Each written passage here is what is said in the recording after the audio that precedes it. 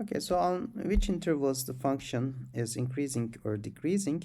So if we take the derivative of this function, we get 3x squared minus 12, which is 3x minus 2x plus 2. So